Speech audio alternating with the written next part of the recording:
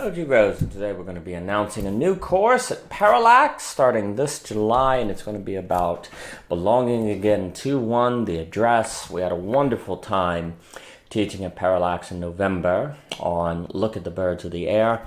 And this course is going to be going through the text over a few weeks, five sessions. You can find information at parallax.com, and Andrew Sweeney, we just hosted a conversation between myself and Alex Ebert where we talked about some of the themes and ideas of the class. What is belonging?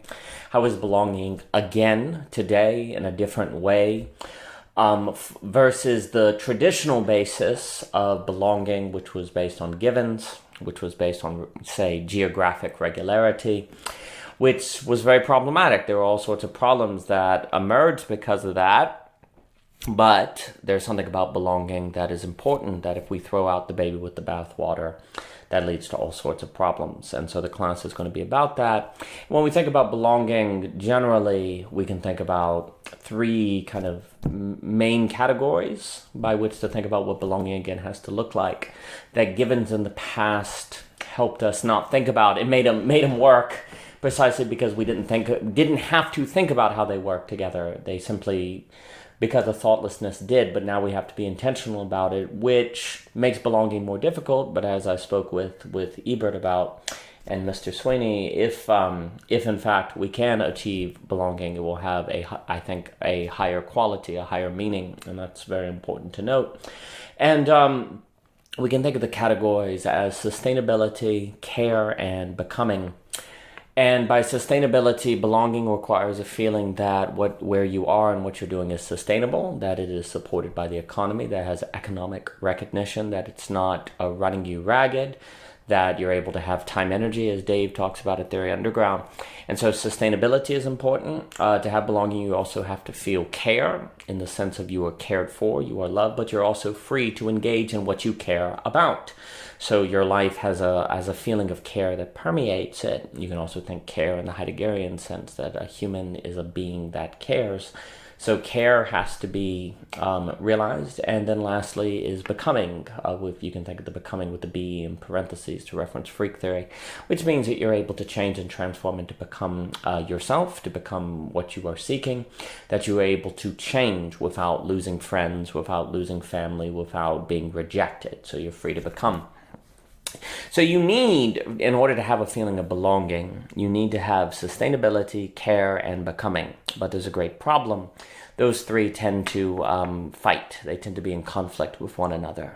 What is to be sustainable? You often have to give up what you care about or limit what you care about to do what is economically recognized. But if you do what's economically recognized, that can train you out of habits of care.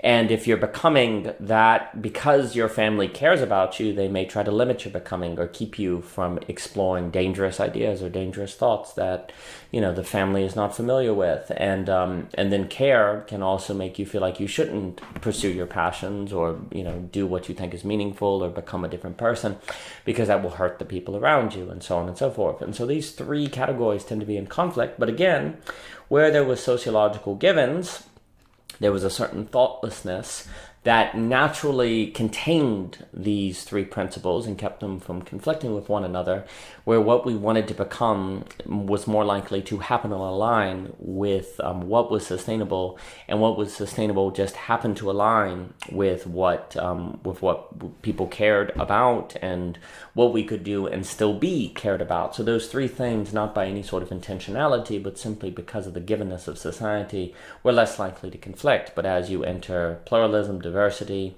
mobility, complexity, the options of becoming, the options of care, the options of sustainability increase. The ways to get a job, the places you can go to get a job, the kind of people you can be, the worldviews you can think of, it increases. And with that increase of plurality, there is less likelihood that these three things don't conflict. And it becomes very unlikely that they quote unquote just happen not to conflict. Now it is very likely, unless you're isolationist or closed-minded or toxically fundamental in a problematic way, and that leads to various pathologies that will not prove adequate for global pluralism today. And so the book will explore what does it mean to think those problems and to think those together? And we'll get into subjects like how do we leave Plato's cave on our own? And we'll get into what we talk about neurodiversity with the work of Lorenzo on game theory, Cadell's work, system subjects, forgiveness, the game B, Dark Renaissance debate, Keynes on demand, McCloskey on Kafka, Jonathan Rout, forgiveness, Callard, Mikey Downs on Nick Land, Dave's work on time energy, and much more, Alex and Andrew on story. And so the book will cover that and then continue into 2.2. And again, all of it is following from the book released last year, Belonging Again, an Explanation. And to learn more, please visit Parallax. Please join us for the course. We're really looking forward to it. We always enjoy the opportunity. And you'll find information in the description. And thank you so much for your time.